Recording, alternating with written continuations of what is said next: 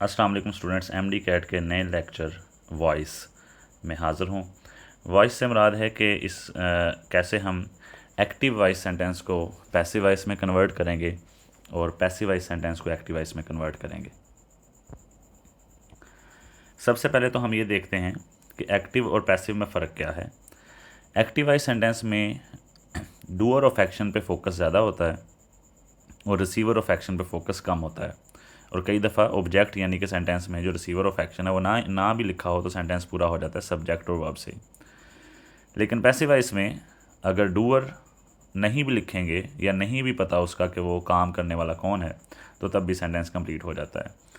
तो इसमें देखें आप कि एक्टिव वॉइस का स्ट्रक्चर जो यहाँ पे हमने ड्रॉ किया हुआ है कि एक्टिव वॉइस में क्या होता है, सब्जेक्ट, फिर हेल्पिंग वर्ब, फिर वर्ब और फिर उसके बाद ऑब्जेक्ट। और एक्टिव वॉइस के हर टेंस में वर्ब की फॉर्म चेंज होती रहती है और हेल्पिंग वर्ब भी ज़ाहिर चेंज होगा। जब इसे पैसिवाइज करेंगे आप तो ऑब्जेक्ट को शुरू में लिख लेंगे और ये सिर्फ समझाने के लिए है कि ऑब्जेक्ट को शुरू में लिखेंगे। जब ऑब्जेक्ट शुरू में आ जाएगा एक्टिव पैसिवाइज सेंटेंस में तो फिर यहाँ पर सब्जेक्ट ये होगा, क्योंकि सब्जेक्ट डूअर ऑफ एक्शन को नहीं कहते, सब्जेक्ट कहते हैं टॉपिक ऑफ सेंटेंस को, कि सेंटेंस आपको इन्फॉर्मेशन किसके बारे में दे रहा है। अच्छा, उसके बाद फिर हेल्पिंग वर्ब लगाएंगे। फिर पैसिव वॉइस का कोई भी सेंटेंस आप लिखें उसमें वर्ब की हमेशा थर्ड फॉर्म ही यूज़ होनी है। उसके बाद बाई प्लस सब्जेक्ट आ जाएगा जो कि एजेंट होता है, काम करने वाला। ये वाला जो पोर्शन है बाई प्लस सब्जेक्ट यानी बाई प्लस एजेंट, ये ऑप्शनल है, लिखा भी हो सकता है और नहीं भी लिखा हो सकता। तो खैर, अब हम इसको इस तरह से पढ़ेंगे कि हम एक टेबल ड्रॉ करेंगे और उसमें हम हर ऑस्पेक्ट, टेंस तो बेसिकली तीन है, प्रेजेंट है, पास्ट है, फ्यूचर है। फिर उस हर टेंस के चार ऑस्पेक्ट होते हैं, सिंपल, प्रोग्रेसिव, परफेक्ट और परफेक्ट प्रोग्रेसिव। तो हम हर ऑस्पेक्ट को लेके उसके तीनों टेंसेस के एक्टिव को पैसिव करने का सीखेंगे हम। सबसे पहले हम सिंपल का ऑस्पेक्ट देखते हैं जी। सिंपल ऑस्पेक्ट में नीचे देखें, हमने यहाँ पर सिंपल है ले लिया ये, और नीचे को हमने प्रेजेंट, पास्ट और फ्यूचर इसका लिख लिया। फिर हमने लिख लिया जी एक्टिव वॉइस और पैसिव वॉइस। अब आपने देखना है कि अगर प्रेजेंट सेंटेंस का, प्रेजेंट सिंपल का एक्टिव वॉइस होगा तो उसमें क्या होगा, फर्स्ट फॉर्म यूज़ करेंगे। सब्जेक्ट सिंगुलर हो तो SEIS लगता है और या डू डज के बाद फर्स्ट फॉर्म आती है। और पास्ट के सिंपल एक्टिव वॉइस में क्या होता है, सेकंड फॉर्म होती है या did plus first form. Future के सिंपल में क्या होता है, शैल, विल और फर्स्ट फॉर्म। अब इसमें करना ये है आपने कि अगर वर्ब की फर्स्ट फॉर्म विद SEIS आई है या डू या डज प्लस फर्स्ट फॉर्म आया है तो हम इसको पैसिवाइज करते वक्त हेल्पिंग वर्ब यूज़ करेंगे इज़, RM और साथ वर्ब की थर्ड फॉर्म। जैसा कि मैंने पहले बताया, वर्ब की हमेशा थर्ड फॉर्म ही रहेगी। एक्टिव वॉइस में सेकंड फॉर्म या डिड प्लस फर्स्ट फॉर्म है तो पैसिव वॉइस में was verb plus third form आ जाएगा। एक्टिव वॉइस में shall, will plus first form है तो पैसिव वॉइस में शैल, विल, बी और थर्ड फॉर्म आ जाएगा। यानी शैल के साथ भी बी लगा सकते हैं और विल के साथ भी बी लगाएंगे और third form. For example, you made a noise. अब इसमें देखें, you made a noise, made second form है, ये एक्टिव वॉइस है। इसका ऑब्जेक्ट अ नॉइज़ हमने शुरू में लिखा, सेकंड फॉर्म आए तो हमने पढ़ा था वॉज या वर्ड लगाना है। अ नॉइज़ सिंगुलर है तो वॉज लगाया, मेड थर्ड फॉर्म आ गई। और उसके बाद by you which is optional, लिख भी सकते हैं और नहीं भी लिख सकते। ये हो गया हमारा सिंपल ऑस्पेक्ट के तीनों टेंसेस। यानी एक ही गो में हमने तीन टेंसेस, जो 12 टेंसेस होती हैं उसमें से तीन टेंसेस के को एक्टिव को पैसिव करना सीख लिया। और पैसिव को एक्टिव करना हो तो इसको आप रिवर्स कर देंगे। इसी तरह नेक्स्ट हमारा जो ऑस्पेक्ट है वो है जी क्लास प्रोग्रेसिव। इसी तरह प्रोग्रेसिव का present, past, future, active structure, passive structure की लिस्ट। आपने देखना है कि अगर आपके पास इज़, RM और ING फॉर्म है तो पैसिव वॉइस में इज़, RM के साथ बीइंग लगाएंगे और थर्ड फॉर्म। याद रखिएगा, जब भी किसी सेंटेंस की मेन वर्ब ING फॉर्म हो तो पैसिव वॉइस में आप बीइंग लाजमी यूज़ करेंगे। इसी तरह वाज वर्ब और ING फॉर्म होगा तो हम वाज वर्ब प्लस बीइंग और फिर थर्ड फॉर्म लगा देंगे। शैल, विल और बी और ING फॉर्म होगा तो हम क्या करेंगे, शैल, विल के साथ बी तो लगेगा, उसके बाद बीइंग भी लगाएंगे और थर्ड फॉर्म। अच्छा, कुछ कंसेप्शन ये है, कुछ स्टूडेंट्स ये समझते होंगे कि जो फ्यूचर प्रोग्रेसिव होता है यानी शैल बी, विल बी और ING फॉर्म, इसका पैसिव वॉइस नहीं बना सकते। ऐसी बात नहीं है क्लास, पैसिव वॉइस इसका बन जाता है। हर उस सेंटेंस का पैसिव वॉइस बन जाता है जिसका ऑब्जेक्ट हो। इवन उसका भी पैसिव वॉइस बना सकते हैं आप जिसका ऑब्जेक्ट नहीं है, वो भी हम पढ़ेंगे। हाँ ये है कि ये ज़रा कम यूज़ होता है। इसी तरह एक कॉन्सेप्ट है कि जो परफेक्ट प्रोग्रेसिव यानी सिंस फॉर वाले सेंटेंस होते हैं उनका भी पैसिव नहीं बनता, उनका भी पैसिव बनता है लेकिन उसको ज़रा कम यूज़ किया जाता है, यानी रेयर यूज़ेज है उसका। देखें सेंटेंस है हमारे पास, they will not be playing the piano, future progressive की ही एग्जाम्पल हमने लिख ली है। तो अब इसमें ऑब्जेक्ट है द पियानो, शुरू में लिख लिया, पियानो के साथ विल लगाएंगे, विल नॉट बी आ गया, उसके बाद चूँकि एक्टिव वॉइस में आईएनजी फॉर्म था बीइंग आ गया, मेन वर्ब प्ले था उसकी थर्ड फॉर्म आ गई, एंड बाय देम। ये हमारे अगले तीन यानी progressive, present progressive, future progressive और पास्ट प्रोग्रेसिव का पैसिव सीख लिया। इसी तरह क्लास परफेक्ट है, परफेक्ट का प्रेजेंट, पास्ट, फ्यूचर, एक्टिव की लिस्ट, पैसिव की लिस्ट। अच्छा जी, आपके पास has have plus third form हो एक्टिव वॉइस में, तो पैसिव वॉइस में क्या करेंगे, हैज़ और हैव के साथ बीन का इजाफा करेंगे और थर्ड फॉर्म लगा देंगे। हैड प्लस थर्ड फॉर्म है तो हैड के साथ बीन का इजाफा करेंगे और थर्ड फॉर्म लगा देंगे। शैल will have plus third form है तो आप क्या करेंगे, शैल हैव विल हैव के साथ बीन लगा देंगे और थर्ड फॉर्म, यानी ऐसे ये हो जाएगा shall have been plus third form, will have been plus third form. जैसे कि सेंटेंस देखें, I have completed my task, present perfect है, has have plus third form है तो माई टास्क शुरू में आ गया, हैव को चेंज करते हैं हैज़ बीन में, कंप्लीटेड थर्ड फॉर्म थी। परफेक्ट टेंस का पैसिव बनाना आसान होता है क्योंकि इसमें पहले ही थर्ड फॉर्म मौजूद होती है, और by me which is again I am telling it is an optional. अच्छा जी, उसके बाद नेक्स्ट है फ्यूचर प्रोग्रेसिव यानी सिंस फॉर वाले सेंटेंस, इसमें भी प्रेजेंट, पास्ट, फ्यूचर, एक्टिव की लिस्ट, पैसिव की लिस्ट। अच्छा जी, आपके पास हैज़ हैव बीन और आईएनजी फॉर्म अगर हो तो आप क्या करेंगे, हैज़ हैव के साथ बीन तो लगेगा ही, चूँकि यहाँ पर आईएनजी फॉर्म थी तो यहाँ पर हम बीइंग का इजाफा करेंगे और साथ थर्ड फॉर्म। इसी तरह हैड बीन आईएनजी फॉर्म होगी तो हैड बीन तो मौजूद है पहले ही, बीइंग का इजाफा करेंगे और third form. Same shall have been will have been हो तो shall have been will have been तो मौजूद है ही, इसके साथ आईएनजी फॉर्म होने की वजह से बीइंग लगा देंगे and third form. For example, they have been waiting for a movie, they have been watching a movie for 2 hours। अब इसमें ऑब्जेक्ट क्या है, अ मूवी, वो शुरू में लिख लिया, हैव बीन था तो मूवी चूँकि सिंगुलर है तो हैज़ बीन, चूँकि यहाँ पर वॉचिंग आईएनजी फॉर्म है तो बीइंग, फिर वॉच की थर्ड फॉर्म वॉच्ड। अब यहाँ पर आप बाई दैम फॉर 2 hours लिख लें, चाहे फॉर 2 hours बाई दैम लिख लें, एक ही बात है, और बाई दैम आप स्किप भी कर सकते हैं। ठीक है, ये हो गया हमारे 12 टेंसेस को एक्टिव को पैसिव करने का और पैसिव को एक्टिव करने का तरीका। उसके बाद क्लास, अगर आपके पास मॉडल वर्ब वाला सेंटेंस आ जाए तो उसको पैसिव कैसे करेंगे।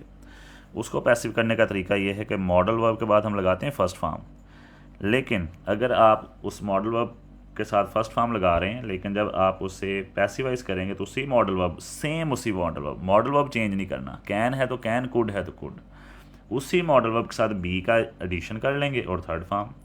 जैसे ये यहाँ पर थोड़ा जो है ना वो रेज हुआ है, you can not visit us, passivise बनाया, अस आ गया शुरू में, तो जब आप अस को सब्जेक्ट की जगह पर लेके आएंगे तो इसका सब्जेक्टिव केस लगाएंगे वी, कैन नॉट अपनी जगह पे, बी और विजिटेड बाय यू। याद रखिएगा कि एक्टिव सेंटेंस की जो काइंड है वही पैसिव की होनी चाहिए। अगर एक्टिवाइज पॉजिटिव है तो पैसिवाइज भी पॉजिटिव डिक्लेरेटिव, नेगेटिव है तो नेगेटिव डिक्लेरेटिव, एक्टिवाइज इंट्रोगेटिव है तो पैसिवाइज भी इंट्रोगेटिव होना चाहिए। अच्छा जी, उसके बाद है कि इंट्रोगेटिव सेंटेंस अगर आ जाए, क्लास इंट्रोगेटिव सेंटेंस होते हैं 2 किस्म के, सिंगल इंट्रोगेटिव और डबल इंट्रोगेटिव। सिंगल इंट्रोगेटिव कौन से हैं, जिसके शुरू में सिर्फ हेल्पिंग वर्ब आता है, WH वर्ड नहीं आता, जैसे कि डू यू प्ले क्रिकेट, और जिसमें WH आता है उसे हम डबल इंट्रोगेटिव कहते हैं, जैसे why do you play cricket. तो सिंगल इंट्रोगेटिव एक्टिवाइज का पैसिवाइज भी सिंगल इंट्रोगेटिव होगा, और टेंस का वही तरीका जो हम पहले पढ़ चुके हैं, सिर्फ ये है कि एक्टिवाइज में अगर हेल्पिंग वर्ब पहले लगा हुआ है तो पैसिवाइज में भी हेल्पिंग वर्ब पहले लगा दें और एंड पे क्वेश्चन मार्क लगा होगा। जैसे क्लास देखें, डिड आई बॉदर यू, अब ये डिड आया है तो इसका मतलब ये पास्ट सिंपल का इंट्रोगेटिव है और सिंगल इंट्रोगेटिव है। डिड आए या सेकंड फॉर्म आए तो हम पैसिव वॉइस में लगाते वॉज वर, तो यहाँ पर आप वर पहले लगा देंगे, क्यों? यू के वजह से, यू के साथ वॉज नहीं लगाते, वर लगाते हैं। बॉदर की सेकंड फॉर्म होगी, थर्ड फॉर्म होगी sorry, bothered by me end पे क्वेश्चन मार्क, तो did I bother you, were you bothered by me. ये होगा सिंगल इंट्रोगेटिव का, पैसिव भी सिंगल इंट्रोगेटिव। उसके बाद है double interrogative, why are you calling मी।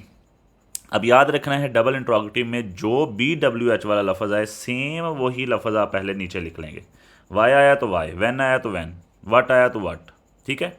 उसके बाद अगले हिस्से को आप फिर वैसे ही पैसिव कर लें, क्योंकि अब आपका सब्जेक्ट यहाँ पर आई हो जाएगा, मी को इधर लेके आएंगे तो आई के साथ हम एम लगाते हैं तो वो लिख दिया, फिर आई लिख दिया। चूँकि यहाँ पर ING फॉर्म थी तो यहाँ पर बीइंग लगा दिया। कॉल की थर्ड फॉर्म कॉल्ड आ गई, बाई यू एंड पे क्वेश्चन मार्क। तो why are you calling me, why am I being called by you. Tense को पैसिव करने का तरीका वही है, बस ये देख लेना कि इंट्रोगेटिव है तो इंट्रोगेटिव रख लेंगे। अच्छा जी, हाँ इसमें एक आपने पॉइंट याद रखना है कि अगर हु वाला इंट्रोगेटिव हो, हु जैसे who knocked at the door, तो इसका पैसिव वॉइस बनाते वक्त बाई होम लिखते हैं। बाकी कोई भी सवाल या लफ्ज़ हो, what, where, when, why, how, कुछ भी हो, उसको एज इट इज़ लिखेंगे। हु को लिखेंगे बाई होम, या विच हो तो उसको लिख लेंगे बाई विच। अच्छा जी, उसके बाद knock the door, object the door शुरू में आएगा, उसके साथ लगेगा वॉज क्योंकि नॉक्ड की सेकंड फॉर्म थी, ठीक है, और नॉक्ड की यहाँ पर थर्ड फॉर्म है, और साथ एट। ये पॉइंट भी जहन में रखना है आपने कि एक्टिव वॉइस में अगर किसी वर्ब के साथ कोई प्रेपोजिशन लगी हुई है तो पैसिव वॉइस में वो प्रेपोजिशन आप कैरी करेंगे, उसे ख़त्म नहीं करेंगे। नॉक के साथ एट लगा था तो पैसिव वॉइस में भी नॉक के साथ एट यूज़ करना है। उसके बाद क्लास इंपेरेटिव। इंपेरेटिव सेंटेंस क्या होते हैं? जिसमें आप कोई हुक्म कर रहे हैं, रिक्वेस्ट कर रहे हैं, एडवाइस कर रहे हैं। इसका एक्टिव स्ट्रक्चर क्या होता है? वर्ब की फर्स्ट फॉर्म और उसके बाद ऑब्जेक्ट, यानी बेयर इन्फिनिटिव और ऑब्जेक्ट। पैसिव वॉइस जब बनाएंगे तो आप एक तो शुरू में लेट लगा देंगे, फिर ऑब्जेक्ट लिख देंगे, फिर बी का इजाफा करेंगे और third form. Suppose open the door, अब सबसे पहले लेट लिख लिया, ऑब्जेक्ट द डोर लिख लिया, बी लिखा और ओपन की थर्ड फॉर्म लगा दी। Open the door, let the door be open. Close the window, let the window be closed. Write a letter, let a letter be written. अच्छा, अगर imperative negative है यानी काम करने से मना किया गया है, शुरू में डू नॉट लगा, do not make a noise, तो ऐसे जब नेगेटिव इंपेरेटिव होगा तो उसको पैसिवाइज करने के तीन तरीके हैं। पहला तरीका है कि आप नॉट बी के साथ लगाएं, जैसे हमने यहाँ पर लिखा let a noise not be made. दूसरा तरीका है कि नॉट लेट के साथ लगा दें, जैसे let not a noise be made. तीसरा तरीका है कि भाई डू नॉट की वजह से ये नेगेटिव हुआ था तो डू नॉट को शुरू में लिख लें, उसके बाद ये बच जाएगा मेक अ नॉइज जो कि पॉजिटिव इंपेरेटिव है। तो पॉजिटिव इंपेरेटिव को पैसिव करने का वही तरीका है, let a noise be made. तो तीन तरीके हैं, लेकिन ज़्यादा प्रेफरेबल ये पहला है जिसमें हम नॉट के साथ बी लगाते हैं, लेकिन हैं तीनों ठीक। अच्छा जी, अब ये सेंटेंस है गो आउट जो कि इंपेरेटिव है। अब इसका पैसिवाइज कैसे बनाएं? जैसे कि मैंने पहले कहा कि ऐसे सेंटेंसेस का भी पैसिवाइज बन जाता है जिसमें ऑब्जेक्ट ना हो, मतलब वो प्रॉपर पैसिवाइज नहीं होता लेकिन मीनिंग पैसिव दे देता है। अब गो आउट में गो फर्स्ट फॉर्म है, आउट ऑब्जेक्ट नहीं है, ये इनट्रांजिटिव वर्ब है, ऑब्जेक्ट नहीं है, क्योंकि आउट तो एडवर्ब है, प्लेस का नाम है, तो इसलिए ऑब्जेक्ट नहीं है। तो इसको सिंपल तरीके से या नॉर्मल तरीके से या रेगुलर तरीके से आप इसे पैसिवाइज नहीं करेंगे, बल्कि आप उसका मीनिंग समझेंगे कि ऑर्डर है, रिक्वेस्ट है, एडवाइस है, क्या है। तो सपोज ये गो आउट ऑर्डर है तो हम शुरू में लिख देंगे यू आर ऑर्डर्ड। अब यू क्यों लगाया? क्योंकि याद रखिएगा इम्पेरेटिव का सब्जेक्ट हमेशा यू होता है, क्योंकि आप काम करने का जिसे कह रहे हैं वो आपके लिए यू है, तो यू ही यूज़ करना है। फिर आर क्यों लगाया, वर क्यों नहीं लगाया?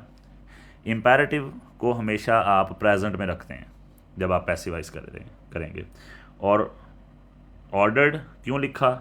एक तो थर्ड फॉर्म लगा के आपने पैसिव मीनिंग दे दिया और दूसरा मीनिंग क्लियर कर दिया कि ऑर्डर हो रहा है। उसके बाद जो सेंटेंस है गो आउट है तो उस बेयर इन्फिनेटिव को फुल इन्फिनेटिव कर दें, टू गो आउट।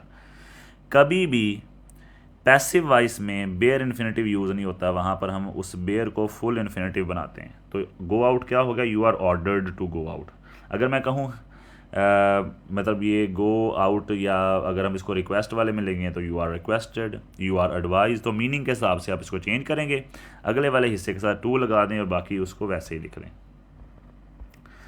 उसके बाद सम स्पेशल केसेस हैं, इसमें ये देखें, पहला सेंटेंस है आई watch the players play.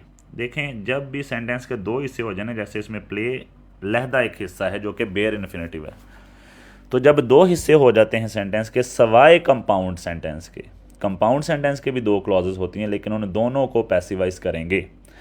Compound sentence के अलावा जब भी किसी सेंटेंस को दो पार्ट्स में डिवाइड किया जाए, चाहे वो दो क्लॉजेज अलहदा हैं या किसी भी वजह से, तो आप एक वक्त में एक हिस्से को ही पैसिवाइज करेंगे जिसको कर सकते हुए। अब इसमें क्लास देखें, प्ले जो है बेयर इन्फिनिटिव है, इसको छोड़ दें। I watch the players past simple है, इसको पैसिवाइज करें, क्या हुआ, the players were watched. By me को स्किप कर दें। प्ले जैसे मैंने पहले कहा कि बेयर इन्फिनिटिव को फुल इन्फिनिटिव कर देते हैं, तो ये कर दिया हमने to play. I watch the players play, the players were watched to play. अच्छा, उसके बाद अगला सेंटेंस देखें, शी वो विश्ड मी टू राइट, इसमें भी दो सेंटेंस हैं लेकिन दो हिस्से हैं एक सेंटेंस के। टू राइट जो है ये पहले ही फुल इन्फिनेटिव है, तो आप पहले वाले हिस्से को पैसिवाइज करें, आई वॉज विश्ड, बाई हर को स्किप कर दें और टू राइट ही रहेगा। टू राइट वाले हिस्से को हम पैसिव क्यों नहीं कर रहे, क्योंकि इसका ऑब्जेक्ट ही नहीं है, तो जिसका ऑब्जेक्ट नहीं है उसे पैसिवाइज हम नहीं करेंगे। अच्छा, आगे आ जाएं, अगला सेंटेंस क्या है, she wished to write a poem, इसके भी दो हिस्से हैं। अब इन दोनों हिस्सों का अपना अपना ऑब्जेक्ट है, दूसरे हिस्से का भी ऑब्जेक्ट है, पहले हिस्से का भी ऑब्जेक्ट है, तो दोनों को पैसिवाइज कर सकते हैं। मैंने करेंगे तो एक वक्त में एक को ही, जैसे अगर आप दूसरे वाले हिस्से को पैसिव ना करें, पहले वाले को करेंगे, तो वही तरीका है, I was wished to write a poem. लेकिन अगर आप पहले वाले को छोड़ें, दूसरे वाले को पैसिवाइज करें, तो पहले को एज इट इज़ लिख लें, शी विश्ड। अब इसमें मी को स्किप कर दें, यानी पहले हिस्से का जो ऑब्जेक्ट है उसे स्किप कर दें और दूसरे हिस्से के ऑब्जेक्ट को वहाँ पर लिख दें, अ पोएम। अब ये जो फुल इन्फिनेटिव होता है ना, इसको पैसिव करने का तरीका होता है कि टू प्लस फर्स्ट फॉर्म को हम करते हैं to be plus third form, तो ये टू राइट हो गया, टू बी रिटन, तो she wished a poem to be written, ये भी ठीक है। I was wished to write a poem भी ठीक है, लेकिन अगर दोनों को इकट्ठे पैसिव कर देंगे तो फिर मिस्टेक हो जाएगी। उसके बाद कंडीशनल सेंटेंस है या कम्प्लेक्स सेंटेंस है, तो क्लास कंडीशनल सेंटेंस और कम्प्लेक्स सेंटेंस में जो डिपेंडेंट क्लॉज है उसे पैसिव नहीं करते, इंडिपेंडेंट को पैसिव कर लेंगे। जैसे if you come I shall welcome you, इसमें I shall welcome you independent clause है, इसे पैसिव करेंगे और if you come as it is लिख लेंगे, और आई शैल वेलकम यू होगा यू विल बी वेलकम्ड, इसमें भी बाई मी यानी बाई प्लस एजेंट को स्किप कर देते हैं। ठीक है जी, अब ये इस तरह से आप इसको देखेंगे। अच्छा, अगर ऐसा सेंटेंस आ जाए जिसमें इंडिपेंडेंट में ऑब्जेक्ट नहीं है, डिपेंडेंट में है, तो फिर मजबूरी है आपकी कि आप उसको पैसिव कर लेंगे।